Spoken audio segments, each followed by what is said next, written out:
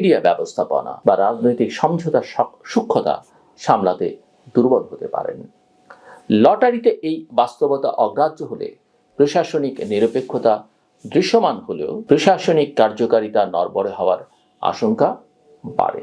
আপনাদের স্বাগত জানাই আমি আমার কথা শুনবার জন্য। ফেব্রুয়ারির ত্রয়োদশ জাতীয় সংসদ নির্বাচন সামনে রেখে বাংলাদেশের রাজনৈতিক বাস্তবতা এখন এক অদ্ভুত দ্বন্দ্বে আটকে আছে। একদিকে 2024-এর অভ্যুত্থানের পর মানুষ আশা করেছিল রাষ্ট্র নতুন করে শ্বাস নেবে, জয়ের বদলে আস্থা, দমননীতির বদলে নিয়ম, দলীয় আগ্রাসনের বদলে ন্যায্য প্রতিযোগিতা। অন্যদিকে তফসিল ঘোষণার পর যে ঘটনা প্রবাহ, রাজনৈতিক হত্যাকাণ্ড, মব আক্রমণ, গণমাধ্যম ও সাংস্কৃতিক প্রতিষ্ঠানের উপর হামলা, গুজব, প্ররোচনার সুনামি, সব মিলিয়ে জনমনে একটাই প্রশ্ন বড় হয়ে উঠছে, নির্বাচন কি সত্যিই হবে? আর হলেও কেমন হবে? এই প্রেক্ষাপটে মাঠ প্রশাসনে লটারির মাধ্যমে বদলি 64 জেলার এসপি, শত শত থানার ওসি, বহু ইউনো একটি সমাধান হিসেবে হাজির হয়েছে। উদ্দেশ্য সম্ভবত স্পষ্ট, দলীয় প্রভাবমুক্ত একটা কাঠামো দেখানো, যাতে কেউ বলতে না পারে অমুক দল বসিয়েছে, তমুক দল সাজ। কিন্তু রাষ্ট্র পরিচালনা কেবল দেখানোর বিষয় নয়, এটি কাজ করবার বিষয়। লটারি নিরপেক্ষতার প্রতীক হতে পারে, কিন্তু সক্ষমতার বিকল্প নয়। আমি আগেও এটা নিয়ে অনেকবার বলেছি।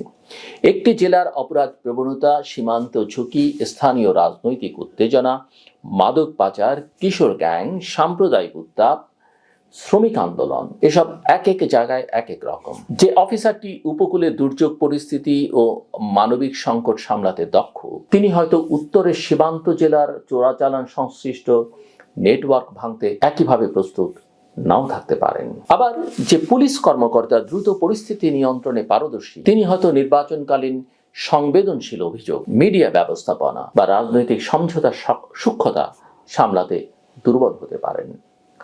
লটারিতে এই বাস্তবতা অগ্রাহ্য হলে প্রশাসনিক নিরপেক্ষতা দৃশ্যমান হলেও প্রশাসনিক কার্যকারিতা নড়বড়ে হওয়ার আশঙ্কা বাড়ে। তবে লটারি পদ্ধতিকে একেবারে অকার্যকর বলে উড়িয়ে দেওয়াও সহজ সিদ্ধান্ত হয়তো নয়। বাংলাদেশের নির্বাচনী ইতিহাসে প্রশাসনের বদলি, পোস্টিং বরাবরই রাজনৈতিক সন্দেহের জায়গা ছিল। তাই অন্তর্বর্তী সরকার হয়তো ভেবেছে, মানুষ যদি সবচেয়ে বেশি সন্দেহ করে বা হাতের কারসাজি নিয়ে সন্দেহ করে, তাহলে হাতি সরিয়ে দেওয়া যাক, ভাগ্যই ঠিক করুক।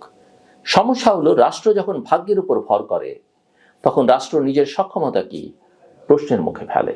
যোগ্যতা যাচাই, ঝুঁকিপূর্ণ কেন্দ্র, জেলা চিহ্নিত করে সেখানে পরীক্ষিত অফিসার বসানো, দ্রুত বদলির প্রস্তুতি রাখা, এসবই শক্তিশালী সরকারের কাজ। লটারির অতিরিক্ত নির্ভরতা যেন বলে দেয় সরকার হয়তো চাপ সামলাতে গিয়ে পরিকল্পনার জায়গায় প্রতীকী কৌশল বেছে নিচ্ছে।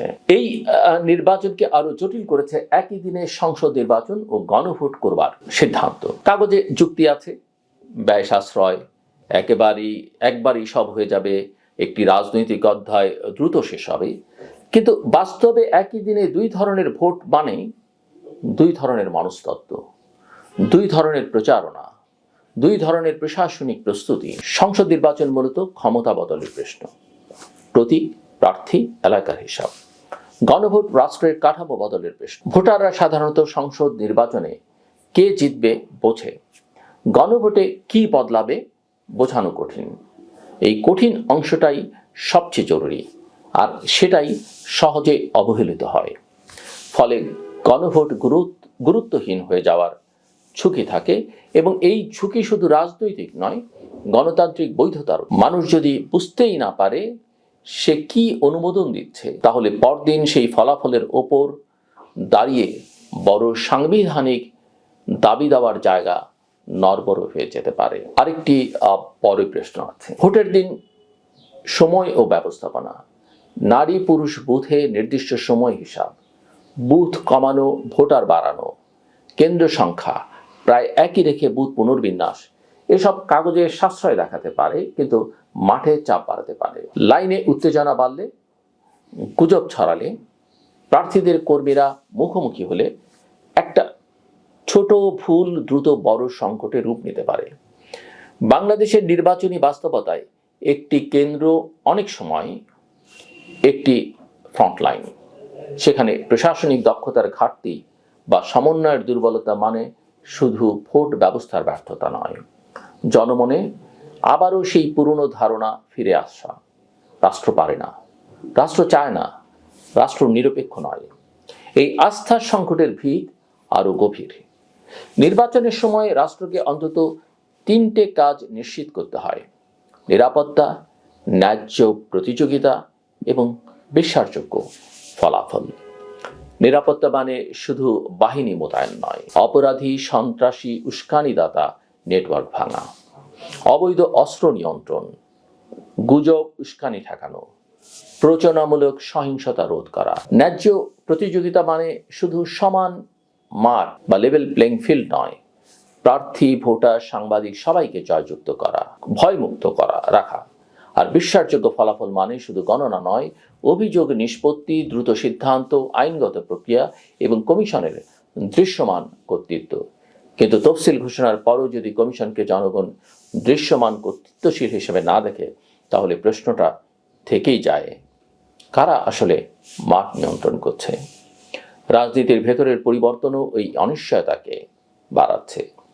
জোটের প্রতীকে ভোটের সুযোগ বন্ধ হওয়ায় ছোট দলগুলোর নেতাকর্মীদের বড় দলে মিশে যাওয়ার হিড়িক দেখা যাচ্ছে। এতে কারো ব্যক্তিগত রাজনৈতিক ভবিষ্যৎ হয়তো নিরাপদ হচ্ছে, কিন্তু ছোট দলের নিজস্ব আদর্শ আলোচনার জায়গা সংকুচিত হচ্ছে। এটি বাংলাদেশের রাজনীতিতে নতুন নয়, তবে এবার মাত্রা বেশি, তাড়াহুড়ো বেশি এবং জয় টিকিট হিসেবে প্রতীকের গুরুত্ব আরও নগ্নভাবে সামনে আসছে।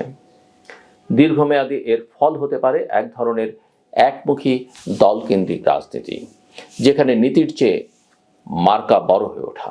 গণতন্ত্র তখন মানুষকে প্রতিনিধিত্ব করে কম, ক্ষমতাকে প্রতিনিধিত্ব করে বেশি। তবু সম্ভাবনার দরজাটা একেবারেই বন্ধ নয়।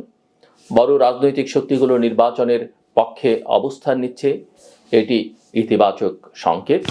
দেশে বিদেশে সবাই জানে, ফেব্রুয়ারির নির্বাচন শুধু একটি নির্বাচন নয়, এটি অর্থনীতি, বিনিয়োগ, বৈদেশিক সম্পর্ক, আইন শৃঙ্খলা সব কিছুর জন্য এটি রিসেট পয়েন্ট। তাই অন্তর্বর্তী সরকারকে এখন প্রতীকী সিদ্ধান্তের বদলে কয়েকটি বাস্তব পদক্ষেপ মনোযোগ দিতে হবে। বাস্তব পদক্ষেপগুলো এরকম: ঝুঁকিপূর্ণ জেলা কেন্দ্রের জন্য বিশেষ কমান্ড কাঠামো, দ্রুত বদলি প্রতিস্থাপনের প্রস্তুতি, অভিযোগ নিষ্পত্তি সময়সীমা, গুজব, হিংসা, উস্কানিতে জিরো টলারেন্স, সাংবাদিক, সংস্কৃতি কর্মী, নারী ভোটারদের নিরাপত্তায় আলাদা পরিকল্পনা এবং সর্বোপরি নির্বাচন কমিশনের দৃশ্যমান নেতৃত্ব। এখানে একটি সাহিত্যিক সত্য মনে করিয়ে দেয়, রাষ্ট্র যখন নিজের কাজকে লটারির ভাগ্য বানায়, তখন নাগরিকরাও রাষ্ট্রের ভাগ্যের উপর ছেড়ে দিতে শেখে, অর্থাৎ রাষ্ট্রকে ভাগ্যের উপর ছেড়ে দিতে শেখে। আর নাগরিক যখন বলে যা হওয়ার হবে, তখন গণতন্ত্র হারতে থাকে নীরবে। আমাদের দরকার উল্টোটা, যা হওয়ার তা যেন নিয়মে হয়, যা হওয়ার তা যেন জবাবদিহিতে হয়, যা হবার তা যেন ভয় নয়, আস্থাকে শক্ত করে। ফেব্রুয়ারি নির্বাচন তাই কেবল ভোটের দিন নয়, এটা রাষ্ট্রের পরীক্ষার দিন। লটারির মাধ্যমে সাজানো প্রশাসন যদি সত্যিই কাজ করে, তাহলে তা হবে বাংলাদেশের জন্য নতুন অভিজ্ঞতা। কিন্তু যদি এই লটারির আড়ালে অদক্ষতা, সমন্বয়হীনতা এবং দ্বিধা ঢুকে পড়ে, তাহলে রাষ্ট্র আবারও সেই পুরনো গল্পে ফিরবে। নির্বাচন হলো, কিন্তু গণতন্ত্র হলো না। আমার কথা শুনবার জন্য অসংখ্য ধন্যবাদ। আপনাদের সবার জন্য শুভকামনা।